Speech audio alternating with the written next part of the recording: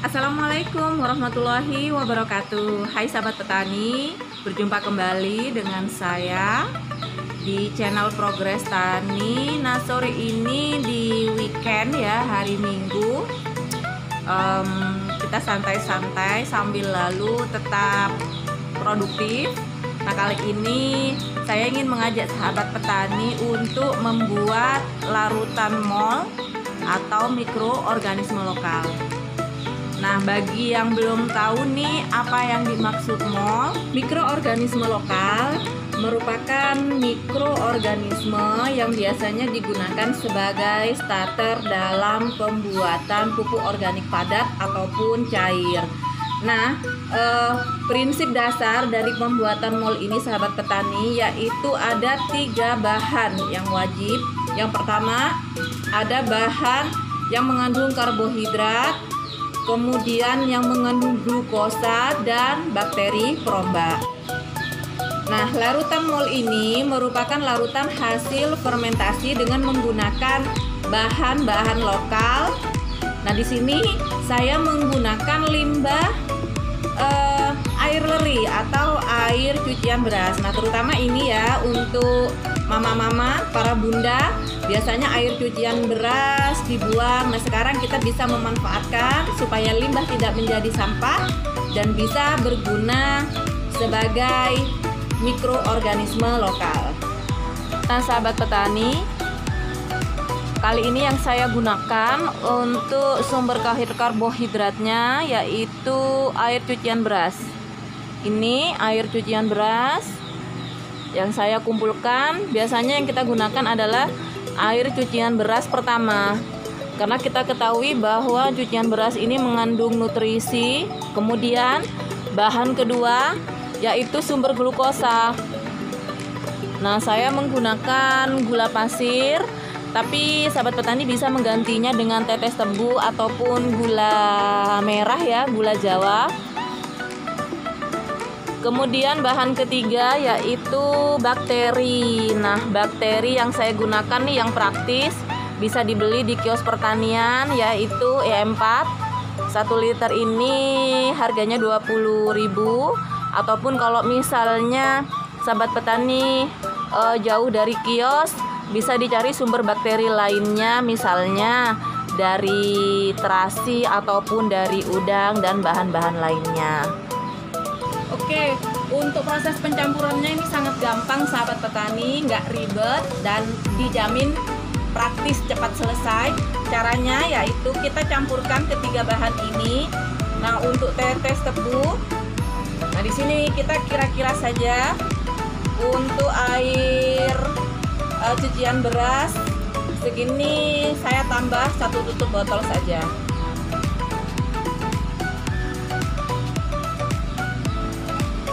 Oke.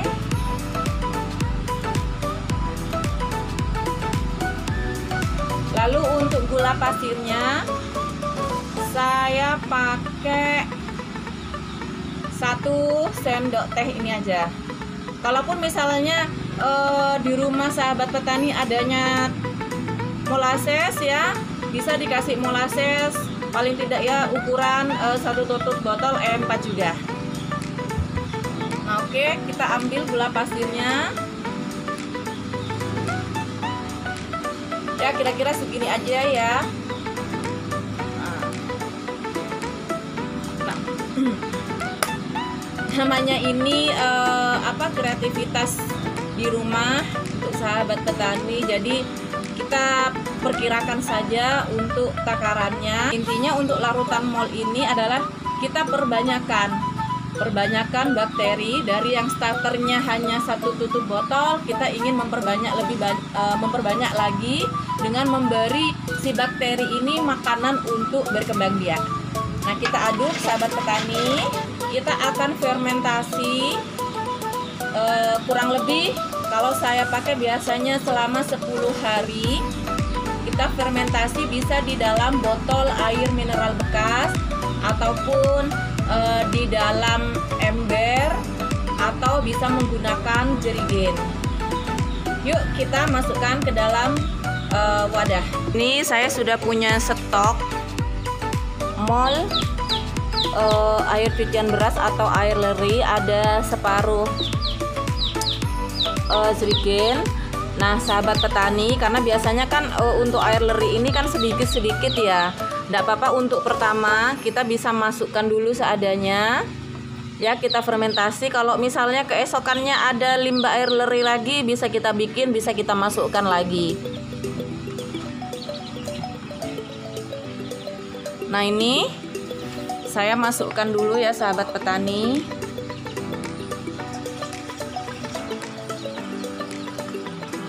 Kebetulan saya sering bikin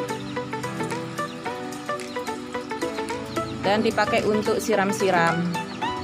Nah oke, kita tutup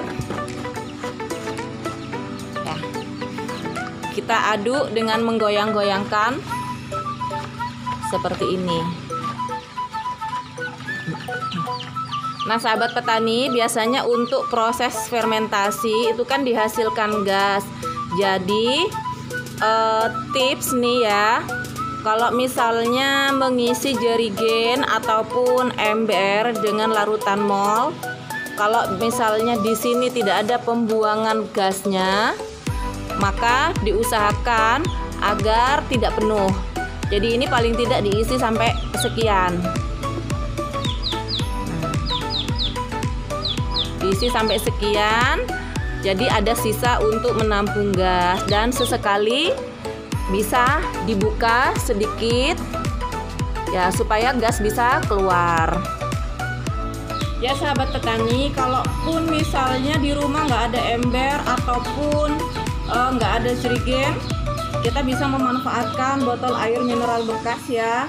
Cuma kadang seringkali gini sahabat petani, ketika kita mengisi hingga penuh, itu selama proses fermentasi dihasilkan gas. Nah seringkali bagi yang masih baru pertama membuat, biasanya ada surprise nih. Surprise-nya apa? Karena ketidaktahuan, ketika kita membuka botol yang berisi larutan mol, ketika kita langsung buka seperti ini biasanya meledos. Apa ya? Semacam kita buka minuman-minuman berkarbon. Nah bahkan hal ini seringkali menyebabkan cedera juga.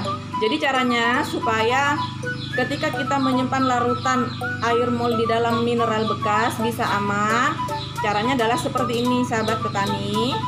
Kita bisa membuat bolongan ditutup ya, untuk tempat keluarnya gas.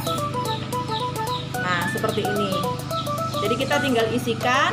Nah di sini karena ada bolongan kecil, jadi bisa gas itu bisa keluar. Atau yang kedua, walaupun misalnya ini tanpa bolongan, kita tutup setelah kita isi dengan larutan mol. Nah sekali-kali ketika sudah nampak botol seperti mengembung dan mengeras, membuka botolnya jangan langsung dibuka seperti ini. Jadi kita pelan-pelan aja, putar aja sedikit aja sampai ada sekiranya ruang keluarnya gas. Nah, biasanya akan bunyi cs.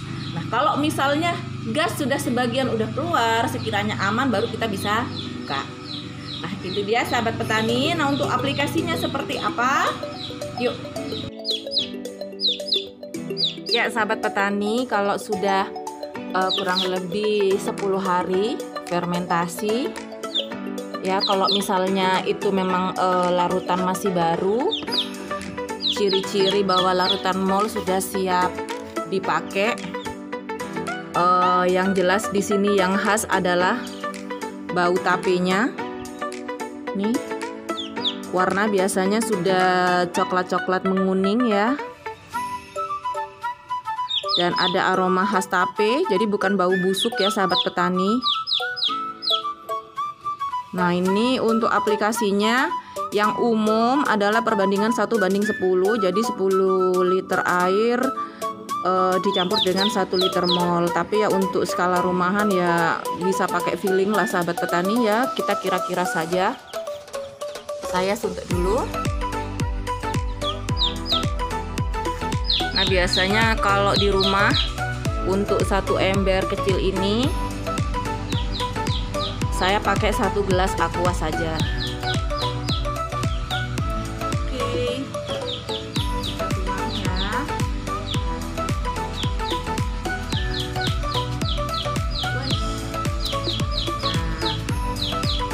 Ini kan ya warnanya coklat menguning, baunya juga apa ya? Ya, bau khas fermentasi. Nah, ini kita campurkan sahabat petani dengan air tadi ya. Oke, kita campurkan. Nih, udah kita aduk-aduk saja. Pakai tangan juga nggak apa-apa. Nah, siap untuk disiramkan ke tanaman.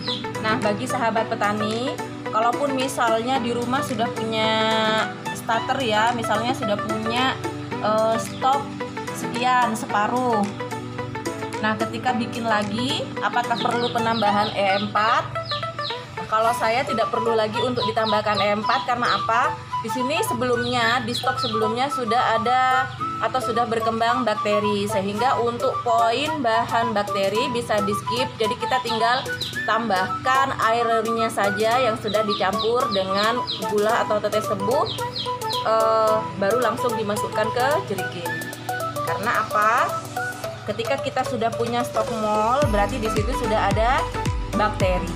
Tinggal kita kasih makannya saja untuk dikembangbiakan lebih lanjut. Berapa fungsi dari larutan mol, sahabat petani? Yang pertama adalah bahwa bakteri di dalam larutan mol ini berfungsi untuk membantu menyediakan nutrisi bagi tanaman. Kemudian yang kedua, mikroorganisme ini juga bisa menginduksi produksi dari hormon-hormon pertumbuhan. Kemudian yang ketiga, juga bisa memprotek tanaman dari serangan hama ataupun penyakit. Semoga tutorial ini bisa bermanfaat, terutama untuk memotivasi sahabat petani agar tetap produktif di masa pandemi ini dengan berkebun di rumah dan memanfaatkan limbah rumah tangga untuk menjaga kesuburan tanah dan menjaga kesehatan tanaman di rumah. Ya, baik sahabat petani, kurang lebihnya mohon maaf. Sampai jumpa kembali di video berikutnya. Dan jangan lupa untuk like ataupun komen. Dan jika dirasa sangat bermanfaat, bisa di-share atau dibagikan ke teman-teman lainnya. Dan jangan lupa padamkan merahnya, klik subscribe akun YouTube Progres Tani. Wassalamualaikum warahmatullahi wabarakatuh.